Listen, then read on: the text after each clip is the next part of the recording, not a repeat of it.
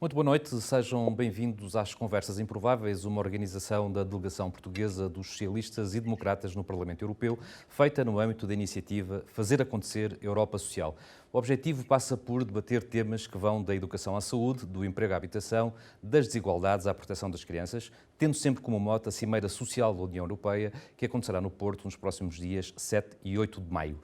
A proteção das crianças é a matéria da nossa terceira conversa improvável, cuja abertura está a cargo da Sra. Eurodeputada Isabel Carvalhais, a quem endereço também o meu muito obrigado por participar nesta sessão. E, Sra. Eurodeputada, faz favor de dar o pontapé de saída, se me permite a expressão, nesta nossa conversa improvável. Na União Europeia, cerca de 23 milhões de crianças estavam em 2019 em risco de pobreza e de exclusão social. Os dados certamente não terão melhorado com o início da grave pandemia de 2020.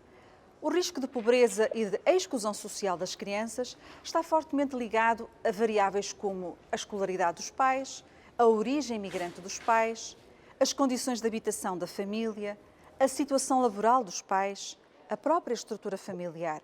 As famílias monoparentais, por exemplo, são mais vulneráveis a situações de pobreza.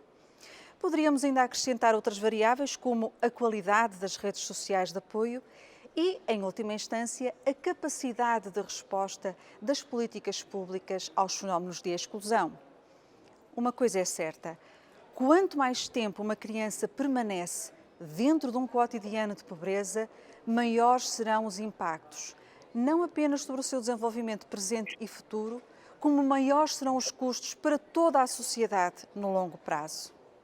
O Pilar Europeu dos Direitos Sociais assenta em 20 princípios da ação, que no seu conjunto visam orientar os Estados-membros para uma Europa mais justa, mais inclusiva e com mais oportunidades. Dos 20 princípios do Pilar Europeu, destaco, a propósito da conversa improvável que a seguir iremos ver, o princípio do cuidado da infância e do apoio às crianças. Este princípio diz-nos que as crianças têm direito a ter uma educação acessível e a cuidados essenciais, como os cuidados de saúde. As crianças têm o direito a serem protegidas contra a pobreza, sublinhando-se que as crianças provenientes de meios socioeconómicos mais desfavorecidos devem ter o direito a medidas específicas para aumentar a igualdade de oportunidades. De facto, investir nas crianças, incrementando o acesso das mais desfavorecidas a serviços essenciais de educação e de saúde, ou assegurando a qualidade dos equipamentos escolares, é fundamental.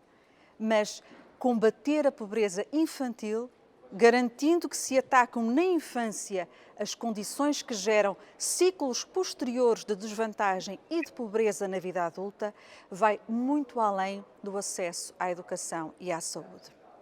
Implica também medidas que combatam a privação material das crianças, que resulta tantas vezes, como sabemos, dos baixos rendimentos dos seus pais, em particular dos pais em pobreza extrema. Quer isto dizer que proteger a família é indispensável quando se pensa em estratégias de resgate da criança dos cotidianos de privação e de pobreza que comprometem, por sua vez, o seu desenvolvimento integral como pessoa. Combater a pobreza infantil implica também uma aposta forte em abordagens integradas que reconheçam a interdisciplinaridade desta luta, que articulem diferentes políticas públicas e que permitam uma clara operacionalização e monitorização das ações no terreno. É por isso que a União Europeia avança com um plano de ação para ajudar a implementar o Pilar Europeu dos Direitos Sociais, instando todos os Estados-membros a que façam o pleno uso dos fundos da União Europeia para apoiar as reformas e realizar os investimentos necessários à concretização do Pilar Europeu dos Direitos Sociais.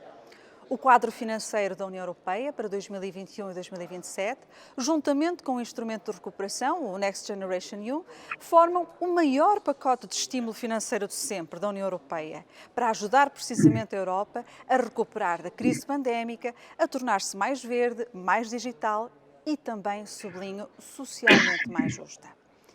Esta será, por isso, uma oportunidade de ouro para um combate efetivo à privação material, à pobreza e, muito em particular, à pobreza infantil. O nosso futuro depende do que fizermos hoje também pelas nossas crianças. Muito obrigado, Sra. Eurodeputada Isabel Carvalhais, por esta introdução que serve de mote à conversa improvável que teremos de seguida com a participação de Ana Matos Fernandes, mais conhecida por Capicua, uma rapper bem conhecida da nossa praça, digamos assim, nacional e internacionalmente, a verdade seja dita, e com a doutora Isabel Soares, professora da Universidade do Minho e coordenadora de um projeto intitulado Co-Child Collab, sobre o qual se calhar podemos falar daqui a um bocadinho. Doutora, começava por si e agarrava-me aqui a um número que a Eurodeputada deixou ficar: 23 milhões de crianças em risco de pobreza em 2019. Enfim, do ponto de vista metodológico, para que as pessoas que nos estão a ver percebam um bocadinho melhor esta realidade, doutora, o que é isto, afinal, da pobreza infantil? Bom, muito boa tarde a todos e a todas. Eu queria começar por agradecer o convite para estar aqui neste debate, que me parece de facto que aborda uma temática realmente extraordinariamente importante. E esses valores, esses números que a deputada Isabel Carvalhais falou, são verdadeiramente assustadores. São assustadores na Europa, não é? Enfim, num território que à partida se reclama de alguma prosperidade e de um funcionamento, enfim, promotor do desenvolvimento dos indivíduos, e de facto há aqui uma bolsa de pobreza extraordinariamente importante. E essa bolsa naturalmente afeta adultos, afeta pessoas mais velhas, mas afeta em particular as crianças, que constituem um dos grupos realmente mais vulneráveis. E quando nós estamos a falar de pobreza, e em particular de pobreza infantil, aliás, na linha do que a deputada Isabel Carvalhais falou, não se trata apenas de questões de natureza material. Evidentemente que esse é um indicador importante, a privação material. Mas, de facto, a pobreza e a pobreza infantil é uma problemática de natureza multidimensional, eu diria mais multicontextual, que afeta diretamente e indiretamente as crianças. E eu acho que vale a pena nós determos, enfim, só um minuto ou outro para perceber o que é este contexto multidimensional que vai, de alguma forma, comprometer o desenvolvimento no presente das crianças e o desenvolvimento no futuro. E quando nós estamos a falar de pobreza multidimensional e das implicações que isso tem para o desenvolvimento, isto significa que as crianças são afetadas pelo contexto mais vasto, e começamos pela própria comunidade onde se insere a família, depois pelos contextos em que os pais ou a família estão envolvidos, contextos até mais locais, nomeadamente o trabalho, as questões da vizinhança, da comunidade em geral, do suporte, que frequentemente nestas situações é precário, e depois quando nós descemos para o contexto mais proximal, para as condições de vida, olhamos para aquilo que se chama a habitação e o espaço em que as pessoas vivem, que tende a ser também muito precário. Portanto, em condições que são de elevada precariedade, enfim, de grande infortúnio, em que o contexto familiar mais vasto e o contexto social, onde esse contexto familiar se inscreve, são de facto de grande privação, naturalmente que isto vai trazer implicações muito grandes para o desenvolvimento.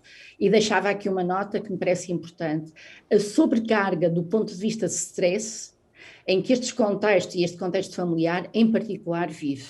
E naturalmente que esse stress ao nível familiar vai traduzir-se num stress do ponto de vista de funcionamento parental e naturalmente vai ter repercussões, enfim, diretas junto da criança.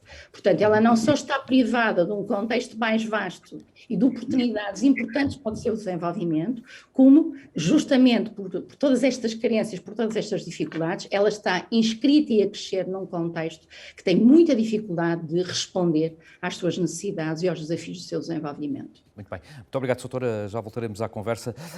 Capicua escreveu há uns tempos um livro-disco para crianças chamado Mão Verde, sobre a natureza, a ecologia, os alimentos e uma vida saudável.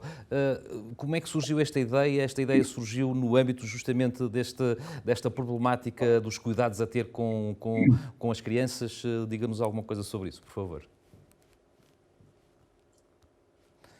Sim, Capicua? Tem que ativar o som. Ok, muito bem. Queria agradecer o convite. Antes de mais, eu não sou especialista no tema e sinto-me um bocado sobre o síndrome do impostor, a falar sobre estas questões, mas já que me facilitou o trabalho indo pelo meu disco para crianças, sim, posso dizer que a motivação foi, primeiro, uma proposta do Teatro São Luís de Lisboa de criar um concerto para o público infantil e depois a minha própria motivação de ver o meu interesse pela ecologia, pela agricultura, pela alimentação, pelo consumo sustentável, tornar-se material de escrita e, no caso de exploração artística e, sobretudo, direcionada para o público infantil, que através do disco, mas também de um livro e de um conjunto de concertos. Portanto, desde então que tenho tido a oportunidade de tocar para o público mais jovem, mas de forma nenhuma sou especialista nas questões da infância e também sou uma mãe recente. Mas devo dizer que estas questões são bastante... interessam-me particularmente porque também eu sinto que têm muito a ver por vivermos num contexto em que as mulheres e sobretudo as mães são as principais responsáveis e as suas condições sociais são as mais determinantes para as condições em que as crianças vão crescendo e, nomeadamente, até para a sua mobilidade social e para o seu sucesso escolar. Eu devo dizer que estas questões interessam porque as questões de género interessam bastante e eu considero, na minha visão de leiga e de mera observadora, que a questão dos direitos das mulheres e da pobreza e do desemprego feminino tem muito a ver também, depois tem um grande impacto naquilo que tem a ver com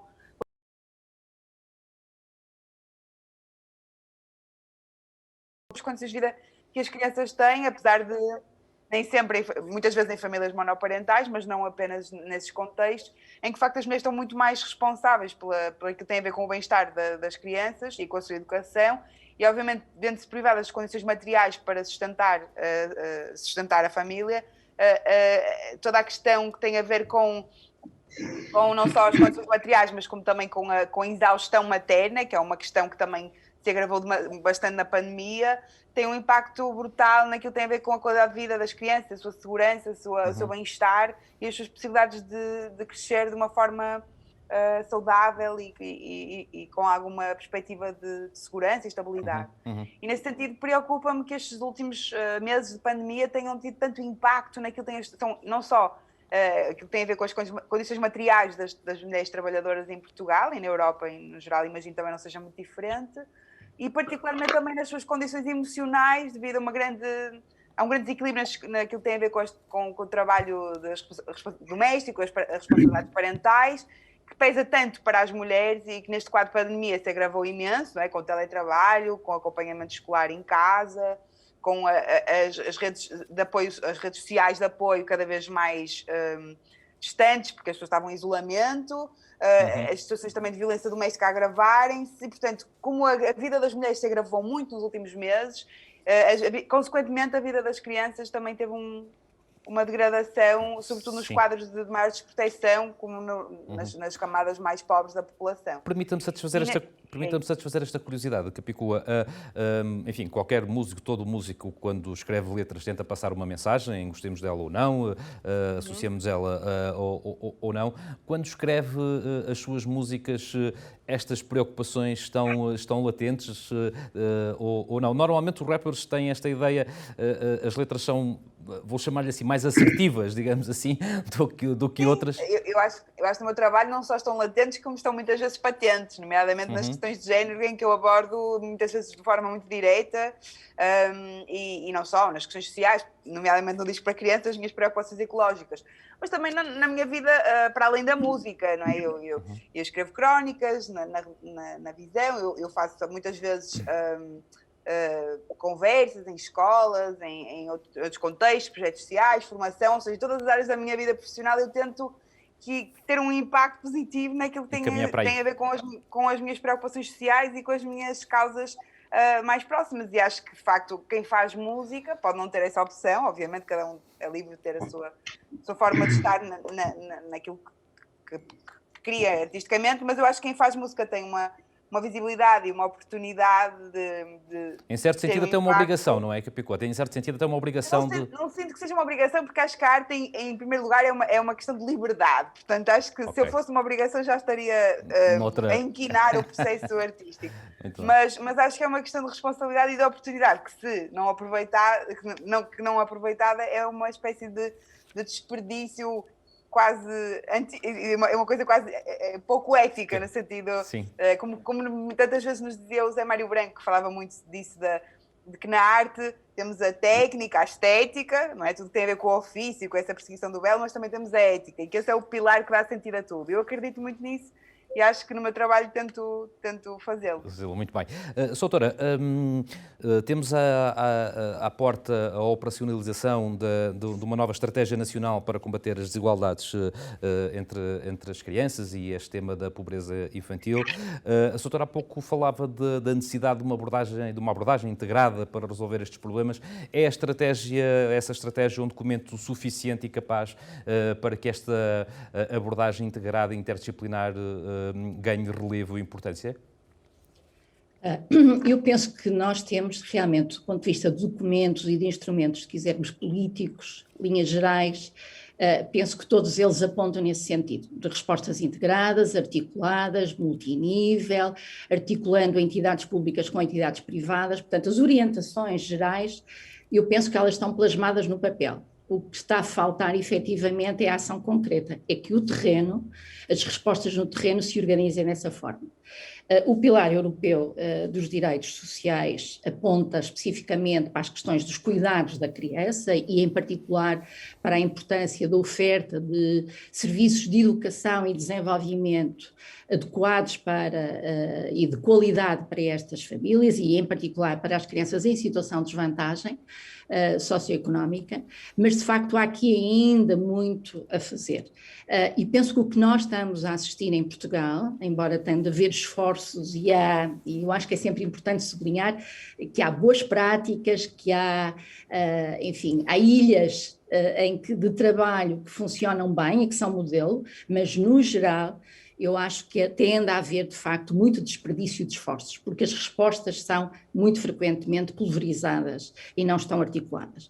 Ao nível das equipas de trabalho, muito frequentemente o que nós encontramos, e estou a pensar nomeadamente nas várias áreas da educação, da saúde, da área da proteção, por exemplo, são equipas que muitas vezes funcionam bem em si mesmo, mas de facto no mesmo território, por exemplo, as respostas acabam por ser muitas vezes paralelas e, ora, se nós conseguíssemos efetivamente articulá-las e integrá-las, com certeza que todo o investimento que se está a fazer teria naturalmente mais ganhos. Por outro lado, há outro ponto que me parece importante, muito trabalho que está a ser feito e que nós achamos em muitos casos, enfim, as nossas impressões, os dados que nós vamos tendo, às vezes algo grosseiros, parecem indicar que estamos no bom caminho, mas de facto há um trabalho muito importante a fazer de monitorização e de avaliação das medidas, das respostas sociais. Eu acho que esse é claramente, para além da articulação dos serviços, dos técnicos, das equipas, eu acho que há aqui de facto ainda um caminho grande para nós trilharmos, que tem que ver com a monitorização e com a avaliação do impacto das medidas ou das respostas, porque é essa avaliação que nos vai permitir, primeiro, saber se de facto estamos no bom caminho e, segundo, procurar que, enfim, o trabalho que está a ser feito possa ser escalado e possa realmente repercutir-se ao nível das políticas públicas, não é? Portanto, há aqui um ciclo de ação que precisa de ser efetivamente melhor coordenado e mais suportado pela evidência, nomeadamente pela evidência científica. Isso é muito interessante, essa monitorização do impacto, porque de facto, enfim, quando estava a ler algumas coisas para preparar esta conversa improvável, há muitos estudos e muitos trabalhos que elencam o número de casos, etc, mas depois a avaliação do impacto encontrei muito pouca coisa, e talvez a estratégia nos possa ajudar aqui nesta matéria, até nós jornalistas que gostamos de saber e temos a obrigação de saber estas coisas e de as passar ao público. Capicua, para uma figura pública como a Capicua que percepção é que tem do trabalho das comissões de proteção de menores?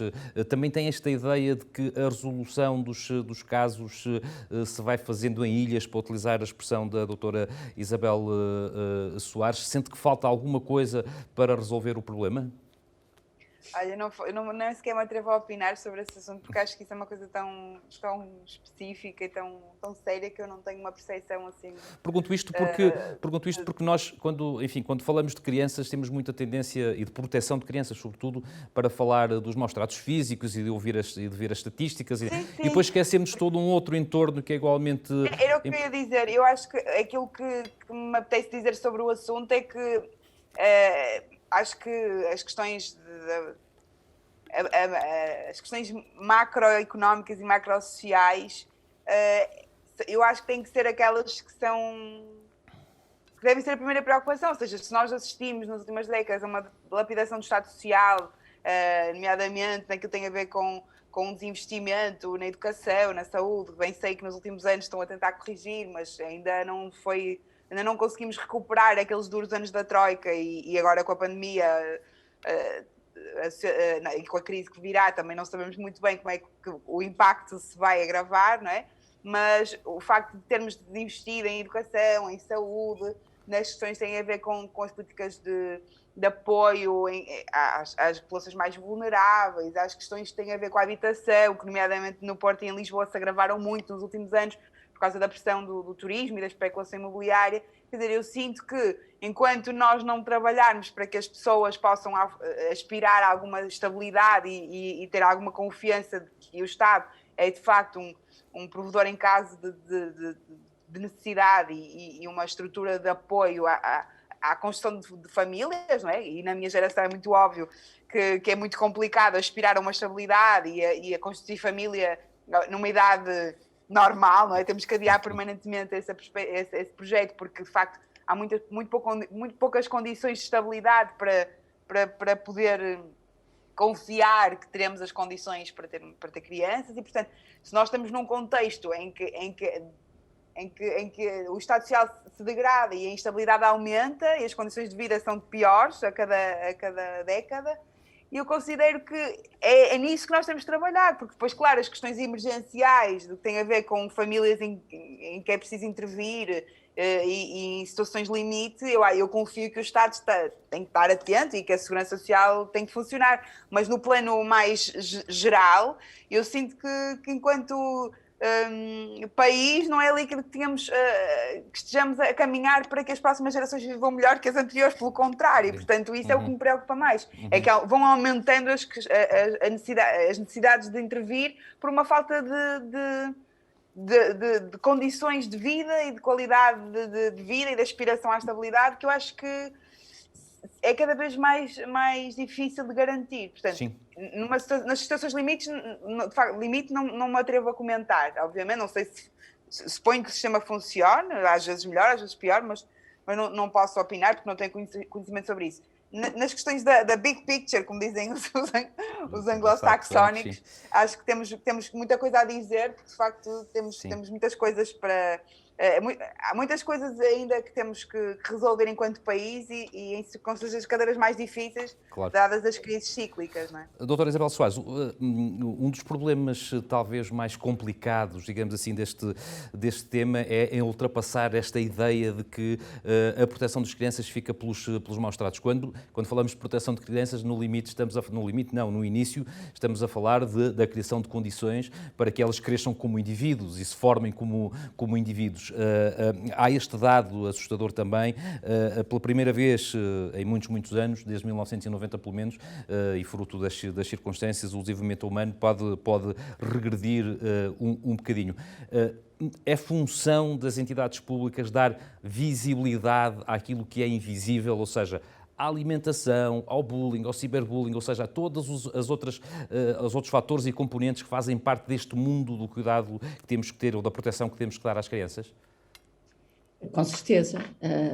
Há um conjunto de direitos que as crianças têm e todos eles são igualmente importantes e todos eles têm que ser respeitados, não é? E promovidos. E, portanto... Mas o problema, doutora, muitas vezes é que eles são, desculpe interrompê-la, é que eles parecem ser tão assumidos que depois acabam por ter uma face que passam por ser invisíveis. Nós falamos aqui acolá do bullying, do cyberbullying, mas esquecemos dos meninos obesos. Tudo isso são considerações, pergunto-se, que tem que estar em cima da mesa de quem estuda estes fenómenos, não é? Sim, sem dúvida. Quando nós olhamos para a criança, temos que olhar para as várias dimensões do seu desenvolvimento e para os vários contextos do seu desenvolvimento. Agora, há de facto que atender àquelas crianças que estão em situação de maior vulnerabilidade e que estão efetivamente mais desprotegidas. E essa reduzida ou até mesmo ausência de proteção não passa de facto apenas por questões de natureza material.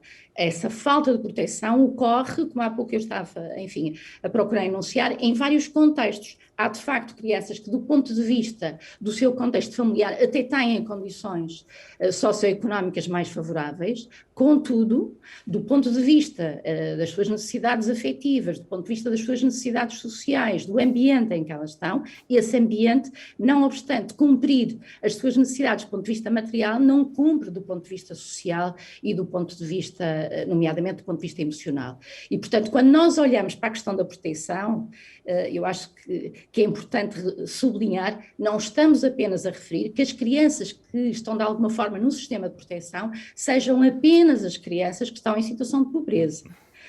No sistema de proteção, infelizmente, temos naturalmente um grande número de crianças que, justamente pela situação de pobreza ser multiproblemática, estão em situação de maior vulnerabilidade e, portanto, mais expostas a elevado stress, a situações de violência, etc.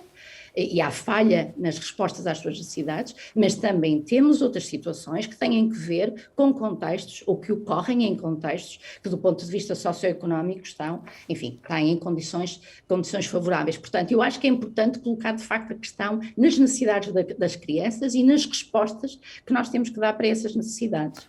Sendo que, naturalmente, do ponto de vista da sua raiz, da sua inscrição, do ponto de vista familiar, obviamente que contextos mais desfavorecidos vivem em condições naturalmente, e a criança é exposta a condições naturalmente muito mais, de maior fragilidade e de maior, enfim, desproteção desse ponto de vista. Claro. Kipiko, disse há pouco, creio que ouvi bem, que é uma mãe recente, sim, ouvi bem. 2 anos, sim. 2 anos? Muito bem. Gostava de a questionar em relação a isto. Se há local onde as crianças, enfim, se sentem bem e onde progridem e onde evoluem, é a escola. Porque é aí que se confrontam com a sua comunidade, digamos assim. Que impacto é que acha que a pandemia pode ter neste aspecto nas crianças? Eu, como o meu filho ainda não foi para a creche, vai só em setembro, para ele foi igual. Mas acho que, de facto, para as crianças que já estão numa fase de socialização em contexto escolar e que já estão, aliás, ou outras que estão já na sua fase letiva, propriamente, acho que deve, de facto, ter tido um impacto, porque, obviamente, que as crianças, quando começam, a partir dos 3 anos, e começam a querer estar em grupo e a usufruir dessa experiência de estarem umas com as outras e na convivência e ao ar livre, etc. E se viram privadas dessa oportunidade durante tantos meses, isoladas em casa, com os pais a trabalhar, muitas delas, não é? E com pouca disponibilidade também para lhes dar atenção. E nomeadamente algumas que têm menos... que têm pais que não têm tanta facilidade em acompanhá-las nos estudos e que veem o seu atraso de aprendizagem a aumentar, não é? E depois as dificuldades escolares no regresso a demonstrarem-se, acho que têm sido de facto meses difíceis. Pela minha observação nos amigos com crianças já na idade escolar, os pais também estão muito exaustos, porque de facto alguns deles tiveram que ensinar os filhos a ler em casa, tiveram que fazer várias reintroduções na escola, com adaptações quase como se fosse a primeira dia de escola várias vezes, não é? Uma coisa que também há um desgaste familiar. Toda a questão de conciliar as tarefas domésticas do teletrabalho com o acompanhamento dos filhos, de idades muito diferentes.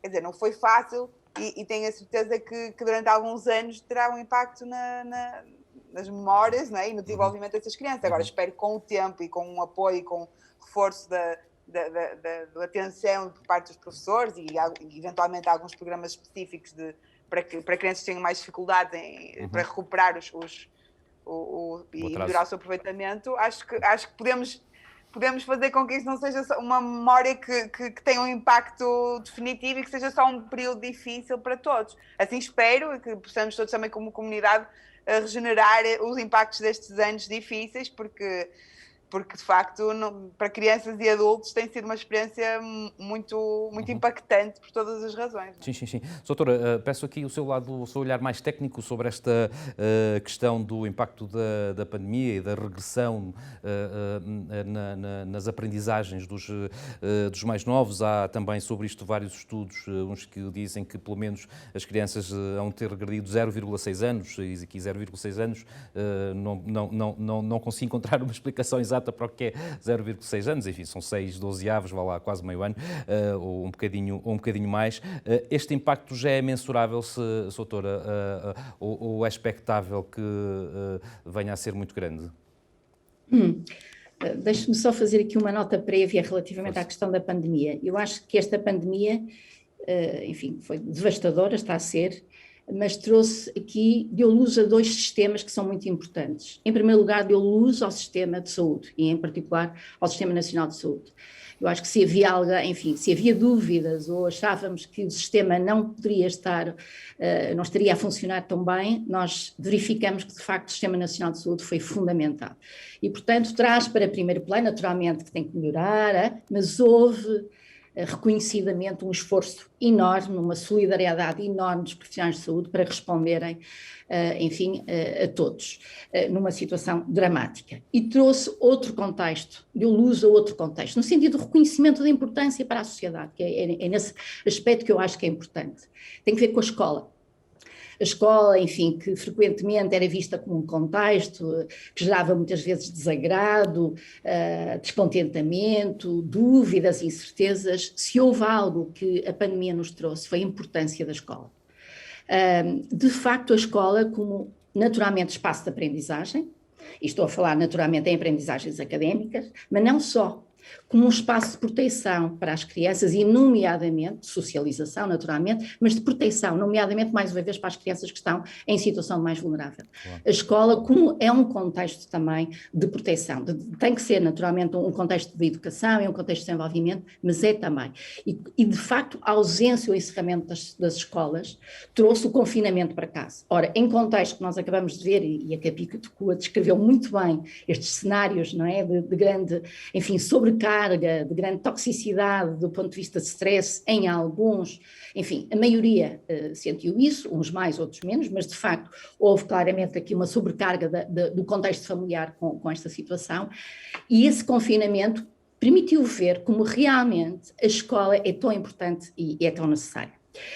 Agora a questão é as respostas, não é, que nós podemos dar a isto. Houve naturalmente perdas que nós temos urgentemente que recuperar.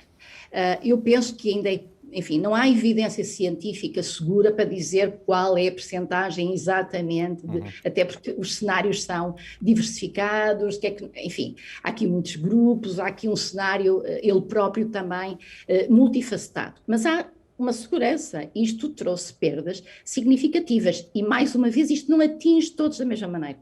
Nós estamos todos numa tempestade, mas nós estamos todos no mesmo barco, não é? Como se costuma dizer. E, portanto, há aqui crianças que estão em situação de uma elevadíssimo infortúnio, não é? De grande adversidade, nomeadamente, e estou agora a puxar um fio que tem que ver nomeadamente com as situações de transição. As crianças que entraram nomeadamente para o primeiro ciclo, não é? Para o primeiro ano. É um ano-chave, a vários níveis, não só do ponto de vista da aprendizagem, do ponto de vista social, do ponto de vista moral, etc, etc. Essas aprendizagens ficaram altamente comprometidas. É preciso recuperar, mas o tempo não pode esperar, não é? Quer dizer, o presente é também o futuro desse ponto de vista. Claro. Portanto, há um trabalho a fazer, nomeadamente, acho que isso é chave, nós identificarmos os grupos que estão em situação de maior risco, cujas aprendizagens e as experiências de desenvolvimento ficaram mais comprometidas e procurar, enfim, organizar respostas. E eu acho que também é importante não falarmos apenas das nossas dificuldades, dos nossos problemas. Este tempo foi também um tempo de grande solidariedade.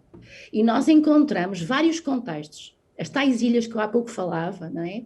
Nós temos, de facto, aqui vários contextos que organizaram respostas de proximidade para combater justamente o isolamento e esta precariedade e a dificuldade das famílias em responder às necessidades da criança. E, portanto, há bons exemplos.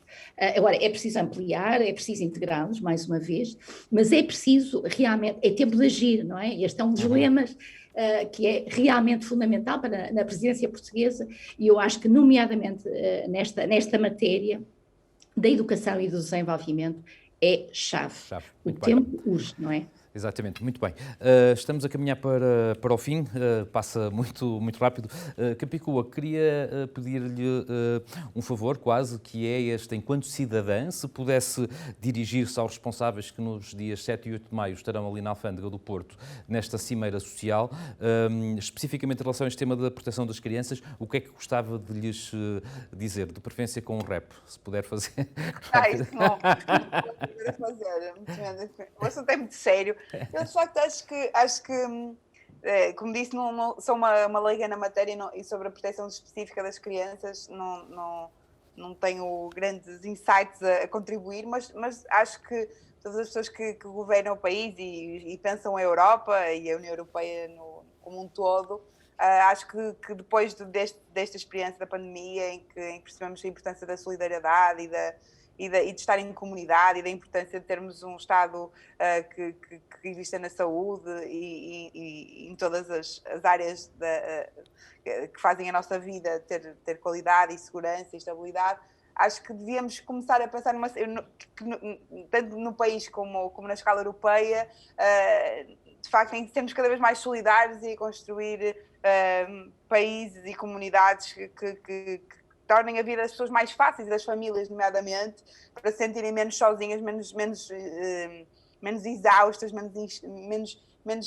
vulneráveis, e com mais capacidade de projetar no futuro, um futuro com esperança e com qualidade de vida, porque acho que se as famílias tiverem condições para habitar, para ter acesso à saúde, para ter acesso ao trabalho, à educação, de certeza que as crianças vão crescer em ambientes menos agressivos, instáveis e menos agressivos, e de certeza que esse impacto será sentido de uma forma positiva. De resto, se me permitem esta conclusão, só há crianças pobres porque há famílias pobres, não é? Se não houvesse famílias pobres, não haveria crianças pobres. Claro.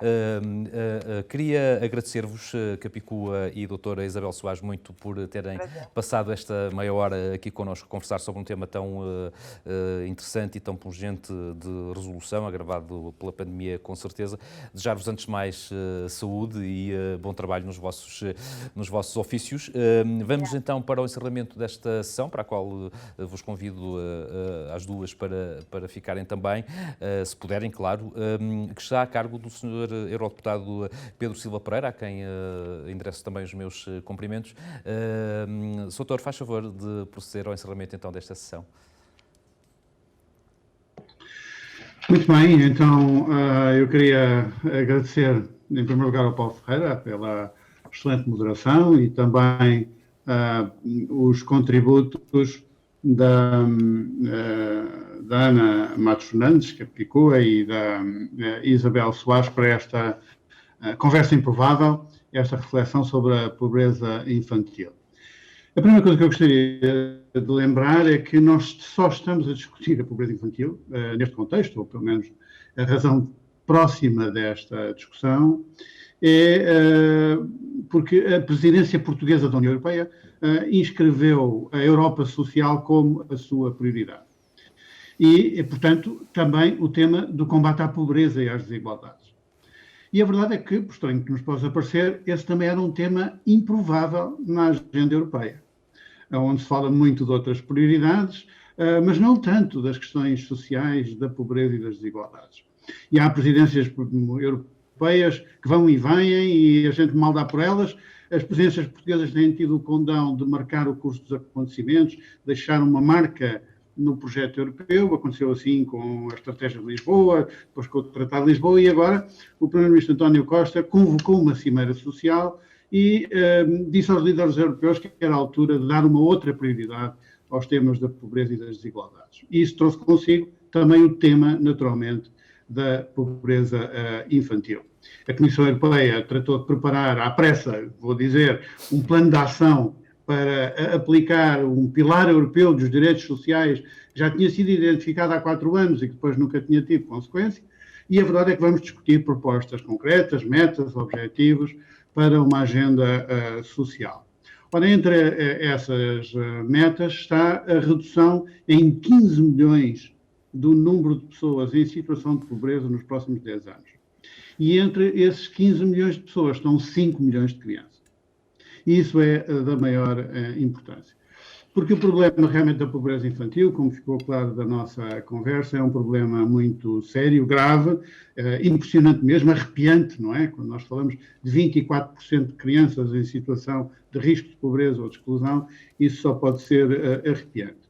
E sabemos que as coisas só se podem ter agravado com esta pandemia, com o encerramento das escolas e, portanto,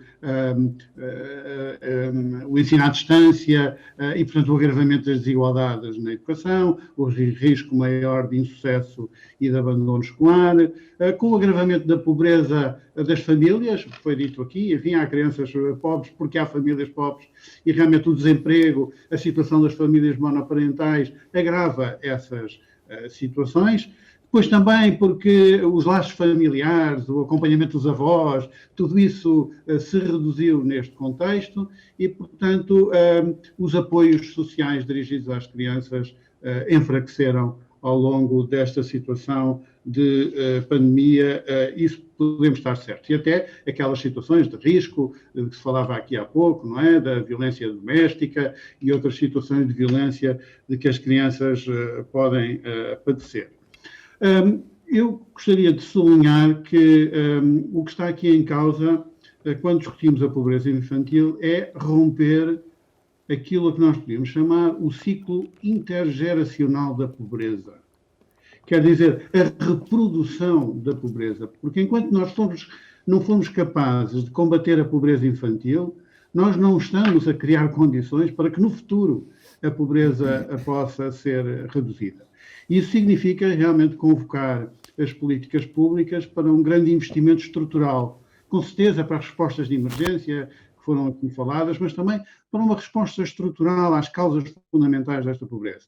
O que significa um grande investimento na educação, naturalmente, porque é um elemento essencial das oportunidades e da mobilidade social para as crianças, mas também, no fundo, proporcionar às crianças o acesso aos direitos sociais. É disso que se trata. E por isso, na Cimeira Social do Porto, agora no dia 8 de maio, é este apelo às prioridades das políticas públicas que está em cima da mesa, dirigido ao combate à pobreza e muito focado nesta questão da pobreza infantil. Eu penso que isso honra o país, ser capaz de lembrar à Europa que há mais vida para além dos déficits, e mesmo a transição que queremos não é apenas verde e digital, ela também tem que ser justa. E é uma Europa justa que queremos construir. Muito obrigado. Sr. Deputado, muito obrigado nós por ter fechado esta conversa improvável, lembrando a necessidade absoluta de interromper este ciclo da pobreza. Mais uma vez, muito obrigado a todos e haverá mais conversas improváveis por aqui, portanto, fiquem atentos às nossas próximas emissões. Muito obrigado a todos e saúde, que é o que importa, entretanto. Muito obrigado.